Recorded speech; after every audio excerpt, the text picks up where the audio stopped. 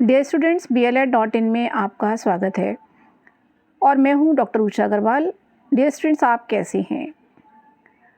आज हम आपके लिए लेकर आए हैं BLED सेकेंड ईयर में जो आपका एक ऑप्शनल सब्जेक्ट है ना, बायोलॉजी। जी हाँ, आज हम उसी को स्टार्ट कर रहे हैं और उसमें जो हम आपको पढ़ाने जा रहे हैं वो क्या है कि क्वेश्चन वाइज पढ़ाएंगे।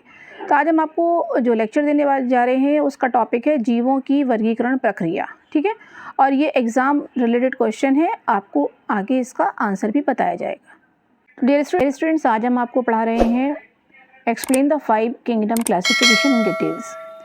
एक बार हम आपको बता दें कि यदि आपने हमारे चैनल को सब्सक्राइब नहीं किया है तो आप तुरंत सब्सक्राइब कर दीजिए, क्योंकि इसी तरह से हम आपकी एग्जामिनेशन पॉइंट ऑफ व्यू से बहुत सारी इंपॉर्टेंट स्लाइड्स लेकर आपके सामने आएंगे। तो आज का जैसा हमारा क्वेश्चन है explain the 5 kingdom classification in detail, या हिंदी में हम इसको कह सकते हैं कि 5 जगत वर्गीकरण को विस्तृत रूप से समझाइए। हम आपको बता दें कि ये क्वेश्चन बहुत पूछा जाता है, ठीक है, और इसको दूसरी तरह से इस तरह से ही पूछ सकते हैं कि explain the classification of creatures, या जीवों की वर्गीकरण प्रक्रिया को समझाइए। तो जैसे कि आप देखते हैं कि जीवों की विविधताएं, मतलब उनकी जितनी डाइवर्सिटी है, ठीक है, और उनकी विषमताओं के कारण होता क्या है कि जो वर्गीकरण पहले दिए थे ना, तो उनमें कुछ कमियां दिखी। ठीक है, तो उन कमियों को मद्देनज़र रखते हुए 1969 में जो एक अमेरिकी जो क्लासिफिकेशन करने वाले साइंटिस्ट थे R.H. विट्टेकर, उन्होंने जीवों को 5 जगत में विभाजित किया। और इस वर्गीकरण के प्रमुख आधार क्या हैं, इस प्रकार से हैं। ठीक है, अब देखिए उन्होंने आधार में उन्होंने क्या क्या लिया हुआ है। पहला लिया हुआ है कॉम्प्लेक्सिटी ऑफ स्ट्रक्चर। ठीक है, यानी कि कोशिका संरचना की जटिलता को उन्होंने आधार माना। किसका आधार माना? वर्गीकरण का। तो कोशिका संरचना की जटिलता का जो आधार माना, उसके हिसाब से उन्होंने कोशिकाओं को विभाजित किया। किसमें? 2 में। पहला प्रोकैरियोटिक और दूसरा यूकैरियोटिक कोशिका। अब हमने यहाँ पे देखिए मतलब एक डायग्रामेटिक प्रेजेंटेशन आपको दिखाने की कोशिश की है। उसमें देख रहे हैं आप कि लिविंग ऑर्गेनिजम्स हैं। ठीक है, लिविंग ऑर्गेनिजम्स में उन्होंने बताया कि जैसे कि हमने कॉम्प्लेक्सिटी ऑफ सेल के हिसाब से लिविंग ऑर्गेनिजम्स को डिवाइड किया। तो उन्होंने क्या किया कि देखिए 2 पार्ट्स में उन्होंने सेल को डिवाइड किया, पहले प्रोकैरियोटिक सेल और दूसरा यूकैरियोटिक सेल।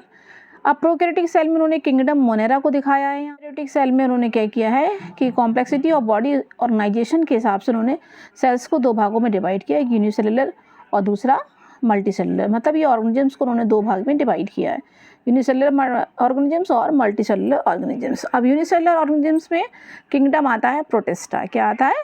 प्रोटिस्टा। और जो मल्टीसेलुलर होते हैं उनमें उन्होंने मोड ऑफ न्यूट्रिशन के हिसाब से उसको डिवाइड किया है। अब मोड ऑफ न्यूट्रिशन के हिसाब से आप देख रहे हैं यहाँ पे, तो जैसा कि हम यहाँ पे आपको दिखाना चाह रहे हैं कि मोड ऑफ न्यूट्रिशन के हिसाब से इन्होंने देखिए ऑटोट्रॉफिक और हेटेरोट्रॉफिक जीवों को वर्गीकरण किया है। जीवों का वर्गीकरण किया है कैसा? उनके पोषण के आधार पे। तो उनको बताया गया है कि एक होते हैं ऑटोट्रॉफिक और दूसरे होते हैं हेटेरोट्रॉफिक। अब जो ऑटोट्रॉफिक टाइप ऑफ न्यूट्रिशन लेने वाले जो ऑर्गेनिजम्स हैं उनको किंगडम प्लेंटी में रखा गया है। ठीक है, अब इन्होंने क्या किया है कि जो हेटेरोट्रॉफिक मोड ऑफ न्यूट्रिशंस वाले एनिमल्स हैं उसको उन्होंने फिर से डिवाइड किया है, और यहाँ पे दिखाया गया है कि कुछ जो होते हैं जो एब्जॉर्प्शन के हिसाब से एब्जॉर्प्शन से अपने पोषण को लेते हैं, और दूसरे कैसे होते हैं? डाइजेशन से लेते हैं। तो जो एब्जॉर्प्शन से लेते हैं वो क्या कहलाते हैं? वो कहलाते हैं फंजाई। उसमें आता है किंगडम फंजाई। और जो डाइजेशन से जो इंजेक्शन से लेते हैं अपने फूड को, क्या करते हैं? इंजेक्ट करते हैं। ठीक है, उनको उसमें किंगडम आया है एनिमीलिया।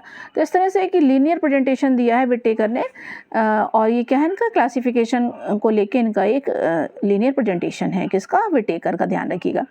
अब हम दूसरा आपको बताने जा रहे हैं कि मोड ऑफ न्यूट्रिशन, यानी कि पोषण विधि के आधार पे क्लासिफिकेशन। तो पहला क्या है? ऑटोट्रॉफिक, और दूसरा क्या है? हेटेरोट्रॉफिक। ठीक है, अब क्या होता है कि जो परपोषित जीव, ठीक है, पुनः 2 प्रकार से भोजन ग्रहण करते हैं। मतलब जो दूसरों पर डिपेंडेंट होते हैं वो 2 तरह से अपने भोजन को ले सकते हैं।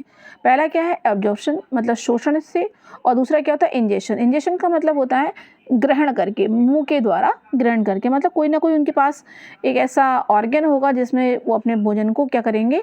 इंगल्फ करेंगे। तीसरा क्या है कि लाइफस्टाइल के हिसाब से भी क्लासिफिकेशन दिया गया है। तो लाइफस्टाइल के बेस पे उन्होंने प्रोड्यूसर, कंज्यूमर और डिकम्पोजर्स को साइन किया है। तो विट्टेकर द्वारा 5 किंगडम इस तरह से हैं: मोनेरा, प्रोटिस्टा, प्लेंटी, फंजाई और एनिमीलिया।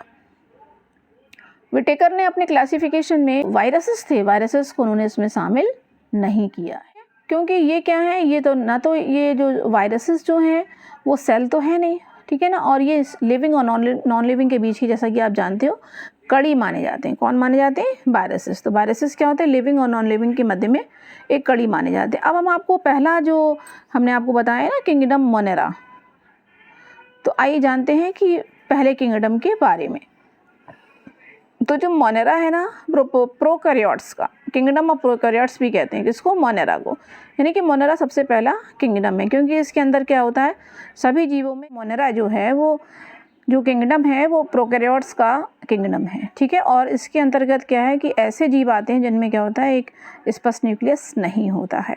एग्जाम्पल में हम आपको बताते हैं कि इसमें बैक्टीरिया आएगा, ब्लू ग्रीन एल्गी आएगी, और ब्लू ग्रीन एल्गी को ही साइनोबैक्टीरिया कहते हैं, और इसमें आएगा माइकोप्लाज्मा। क्या आएगा? माइकोप्लाज्मा। तो ध्यान रखिएगा, कभी कभी पूछा जाता है कि इसमें क्या क्या आएगा, तो ध्यान रखिएगा, इसमें बैक्टीरिया आएगा, ठीक है, और ब्लू ग्रीन एल्गी आएगी और माइकोप्लाज्मा आएगा। ये आपके क्वेश्चंस हैं। अब हम देखते हैं कि इस आखिर ये जो आपका हमने बताया ना, आपका जो मोनेरा है, तो मोनेरा के कैरेक्टर्स क्या हैं, ठीक है। तो सबसे पहले तो बात ये है कि इसमें स्पष्ट केंद्रक नहीं होता है, यानी कि इसमें जो केंद्रक होता है उसको इंसिपिएंट न्यूक्लियस कहते हैं। इनमें स्वपोषी और परपोषी प्रकार का पोषण पाया जाता है, मतलब ये अपना खाना खुद भी बना सकते हैं और दूसरे पे डिपेंडेंट भी रह सकते हैं। इनकी कोशिकाओं के चारों ओर क्या होता है, एक दृढ़ कोशिका भित्ति पाई जाती है, परंतु कोशिकाओं में मेम्ब्रेन नहीं होती। ध्यान रखिएगा, शेल वॉल तो होगी लेकिन शेल मेम्ब्रेन नहीं होगी, ठीक है। बीच में आपकी काफ़ी कॉम्प्लेक्स स्ट्रक्चर दिया हुआ है, इसको समझने की आवश्यकता नहीं है। इसको क्या करेंगे, यदि आप समझेंगे थोड़ा सा कन्फ्यूज़ हो जाएंगे, ठीक है। चलिए आगे चलते हैं कि जैसे जो फ्लैजलम होते हैं, यदि इनमें होते हैं तो एक 9+2 की जो व्यवस्था फ्लैजलम की होती है वो नहीं पाई जाती, ठीक है, किसमें? मोनेरा में नहीं पाई जाती। और इनमें जो रिप्रोडक्शन होता है वो एसेक्सुअल होता है, परंतु कुछ जीवों में क्या होता है, इंसिपिएंट टाइप ऑफ न्यूक्लियस पाया जाता है। क्या पाया जाता है? इंसिपिएंट टाइप ऑफ न्यूक्लियस पाया जाता है। आगे देखते हैं। इंसिपिएंट न्यूक्लियस के साथ साथ आपने यहाँ पे जो रिप्रोडक्शन की बात आई है, तो ये सेक्सुअल रिप्रोडक्शन होता है, लेकिन कुछ में क्या होता है कि primitive type of sexual reproduction पाया जाता है। अब हम दूसरे जगत की बात करें या दूसरे किंगडम की बात करें, तो दूसरा किंगडम है प्रोटिस्टा। क्या है? प्रोटिस्टा। और ये जो है ना, ये भी किंगडम ऑफ यूनिसेलुलर इक्योरियोट्स भी कहते हैं। क्या कहते हैं इसको? जो यूकैरियोटिक होते हैं, यूनिसेलुलर यूकैरियोटिक्स होते हैं, वो आते हैं किसमें? प्रोटिस्टा में। क्योंकि इस जगत के अंतर्गत आने वाले समस्त जीव कैसे होते हैं? न्यूक्लिएटेड होते हैं और एसेलुलर होते हैं, यानी कि एक सेल के होंगे और न्यूक्लियस होगा। इनके अंदर एक कोशिकीय शैवाल आएंगे, ठीक है, मतलब यूनिसेलुलर एल्गीज आएंगी, फंजाई आएंगी, प्रोटोजोन्स आएंगी। जो आपका प्रोटिस्टा है, प्रोटिस्टा को डस्टबिन ऑफ क्लासिफिकेशन भी कहते हैं। ध्यान रखिएगा, क्या कहते हैं? डस्टबिन ऑफ क्लासिफिकेशन भी कहते हैं। क्या कहते हैं? डस्टबिन ऑफ क्लासिफिकेशन कहते हैं। किसको कहते हैं? जो आपका प्रोटिस्टा है उसको कहते हैं, क्योंकि इसमें क्या होता है, विभिन्न समूह जैसे शैवाल, ठीक है, फंजाई, प्रोटोजोन्स, एक कोशिकीय तथा कॉलोनियल एवं यूकैरियोट्स भी सम्मिलित किए गए हैं। इस जगत के मुख्य लक्षण देखिए क्या है। सभी जीवों में यूकैरियोटिक कोशिका पाई जाएगी, ठीक है। जीवों का आवास मुख्यतः जल होगा, और इनमें जो रिप्रोडक्शन होगा वो सेक्सुअल और एसेक्सुअल दोनों हो सकता है। पोषण के हिसाब से ये ऑटोट्रॉफिक भी हो सकते हैं और हेटेरोट्रॉफिक भी हो सकते हैं। आइए जानते हैं तीसरे किंगडम के बारे में। तो तीसरा जो किंगडम है वो क्या है? प्लेंटी है। क्या है? प्लेंटी किंगडम है। तो इस जगत में ध्यान रखिएगा कि ये जो आपका प्लेंटी है, तो kingdom of multi cellular producer भी कहते हैं इसको। क्या कहते हैं? मल्टी सेलुलर प्रोड्यूसर भी कहते हैं। और इस जगत के सभी सदस्य कैसे होते हैं? न्यूक्लिएटेड होते हैं और ऑटोट्रॉफिक होते हैं। इसमें वे समस्त जीव आते हैं जिन्हें हम प्लांट्स कहते हैं। अब प्लांट्स में भी देखिए, इसमें लाल, भूरे और हरे एल्गी आएंगी। कौन कौन सी आएंगी? रेड, ब्राउन और ग्रीन एल्गीज आएंगी, ब्रायोफाइट्स आएंगे, टेरिडोफाइट्स आएंगे, और जिम्नोस्पर्म्स आएंगे और एंजियोस्पर्म्स आएंगे। इस जगत के मुख्य लक्षण क्या हैं? इस जगत की मुख्य लक्षण देखिए, क्योंकि ये मल्टी सेलुलर है तो थैलस होगा, या ये तो थैलॉइड बॉडी होगी, और यदि थैलॉइड नहीं है तो क्या होगा? जड़, तना और पत्तियों में डिफ्रेंशिएट होगी। कुछ जलीय पादप को छोड़ के ये एक स्थान पर स्थिर रहते हैं, यानी कि एक स्थान पर स्थिर रहते हैं। इसका मतलब है कि कैसे होते होंगे, ये लैंड पे रहने वाले होते होंगे। ठीक है। अधिकांश सदस्यों में लैंगिक जनन के फलस्वरूप एम्ब्रियो का निर्माण होता है। जनन की क्रिया कैसी होती है? वेजिटेटिव हो सकती है। ठीक है, कैसी कैसी हो सकती है जनन की क्रियाएं? वेजिटेटिव हो सकती हैं, ठीक है, एसेक्सुअल हो सकती है और सेक्सुअल हो सकती है, यानी कि तीनों प्रकार से रिप्रोडक्शन हो सकता है। इन कोशिकाओं को चारों तरफ से एक दृढ़ कोशिका भित्ति घेरे रहती है। अब हम जानेंगे कि जो इनका चौथा किंगडम है वो है फंजाई। तो फंजाई क्या है? मल्टीसेल्युलर डिकम्पोजर्स भी कहा जाता है। ठीक है, जो जगत इनका, जो जगत फंजाई है या जो किंगडम फंजाई है, उसको आप कह सकते हैं किंगडम ऑफ मल्टीसेल्युलर डिकम्पोजर्स। इस जगत सदस्य में यूकैरियोट्स आते हैं, अधिकांश मल्टीसेल्युलर, और हेटेरोट्रॉप्स आते हैं जैसे जाइगोमाइसेटीज, एस्कोमाइसेटीज, वेसिडियोमाइसेटीज और लाइकेंस। ठीक है, तो इस जगत के मुख्य लक्षण क्या हैं? इसमें सेक्सुअल रिप्रोडक्शन के पश्चात एम्ब्रियो नहीं बनता है। ध्यान रखिएगा, सेक्सुअल रिप्रोडक्शन तो होगा लेकिन एम्ब्रियो नहीं बनेगा। ठीक है।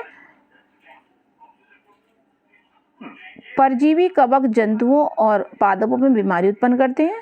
जितने भी पैरासिटिक फंजाई होंगे वो डिजीज़ उत्पन्न करेंगे एनिमल्स और प्लांट्स में। ईस्ट जो है वो एक कोश की कवक है। ठीक है, इसमें जो भी भोजन स्टोर होगा वो ग्लाइकोजन के रूप में होगा। इसकी दीवार जो है वो काइटिन की बनी होगी।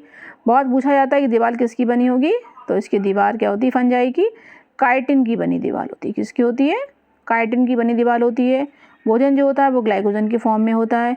इस समूह के सदस्य या तो परजीवी के रूप में पाए जाते हैं या फिर मृतोपजीवी के रूप में, या परजीवी या मृतोपजीवी। इनका शरीर कैसा होता है? हाइफा का बना होता है। और हाइफा क्या होता है? कवक जाल होता है। क्या होता है? कवक जाल होता है, या इसको कहते हैं माइसीलियम। अब आप लास्ट जगत में आएंगे तो वो है, कौन सा जगत है? वो है एनीमिलिया। क्या है? एनीमिलिया। तो आइए हम आपको पढ़ाते हैं कि एनीमिलिया में आप क्या पढ़ेंगे। तो देखिए, एनीमिलिया जो है वो किंगडम ऑफ मल्टीसेल्युलर कंज्यूमर्स भी कहते हैं, किंगडम ऑफ मल्टीसेल्युलर कंज्यूमर्स कहते हैं। और इस जगत के जितने भी मेंबर्स होंगे सभी मल्टीसेल्युलर होंगे, होलोजोइक होंगे। ठीक है, यूकैरियोट्स जीव होंगे।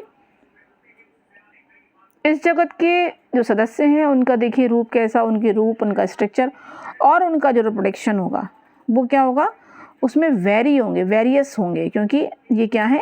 मल्टीसेल्युलर कंज्यूमर्स हैं। ठीक है, तो इसमें देखिए क्या आएगा? स्पॉन्जेस, मॉलस्क, आर्थ्रोपोड्स, एनालिड्स और इकानोडर्मेटा, इकानोडर्म्स और कॉर्डेट्स आएंगे। इनके लक्षण देखिए, सभी सदस्य परपोषित होंगे, सेक्सुअल रिप्रोडक्शन पाया जाएगा, कोशिका भित्ति का अभाव होगा, सेंसरी एवं नर्वस सिस्टम विकसित हो जाता है। तो आज हमने आपको बताया कि जो विटेकर थे, आर.एच. विटेकर थे, उनका 5 किंगडम क्लासिफिकेशन आपको बताया।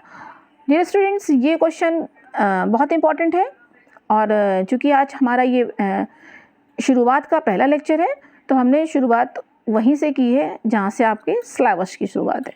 तो ध्यान रखिएगा, इसको पढ़िएगा, इसको लिखिएगा और इसको याद करिएगा। ये आपके एग्जामिनेशन पॉइंट ऑफ व्यू से बहुत इंपॉर्टेंट क्वेश्चन है। और आपने यदि हमारे चैनल BLED.in को सब्सक्राइब नहीं किया हो तो तुरंत सब्सक्राइब कर दीजिए। इसी तरह से बहुत सारी स्लाइड्स आपको आगे मिलती रहें।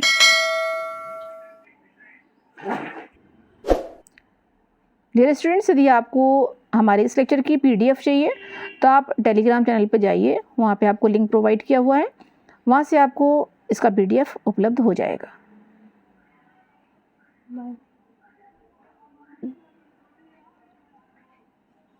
धन्यवाद।